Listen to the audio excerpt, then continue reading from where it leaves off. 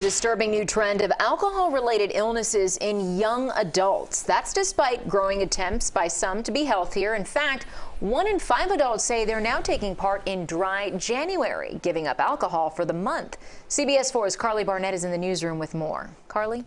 Well, Lauren, the Dry January concept isn't necessarily a new one, but there is a larger movement now, it seems, as people move away from the pandemic. This as health officials warn of a dramatic increase in alcohol-related liver disease in young adults, especially women, these last 3 years.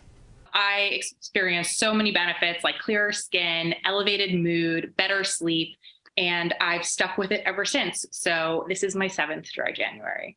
Hillary Scheinbaum is an author from South Florida who says she and many others are taking place in the Dry January resolution.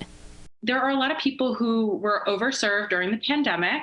They were drinking as a crutch to solve things like depression and anger, and certainly there was a lot of uncertainty. In fact, she's written a book on it called The Dry Challenge, saying there's a growing trend of people wanting to move away from alcohol, even if it's for a finite amount of time. Now that people are kind of back into the swing of life as it is, they are conscious about what they are consuming and what they're putting in their bodies. And it could be a good thing because according to the CDC, alcoholic liver disease kills about 22,000 Americans every year. Nearly a quarter are people in their 20s, 30s, and 40s.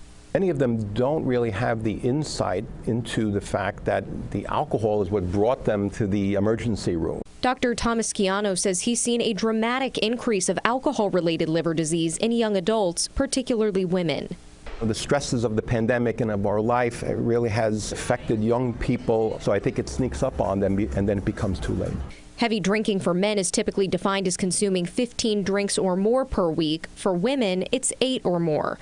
Doctors advise those looking to cut back to choose alcohol-free days, alternate with a non-alcoholic drink for when you do consume, and exercise instead of going to happy hour. And Hillary has a few more tips, whether it's Dry January or for February or whatever month you want to make it. One of those tips is to recruit a friend for accountability. Another tip is to try experimenting with fun mocktails, maybe other non-alcoholic drinks. And 3, I like this one, take the money that you would have spent on alcohol that month and put it toward a nice dinner or maybe a day of pampering, anything that will motivate you. Live in the newsroom, Karli Barnett, CBS 4 News Tonight.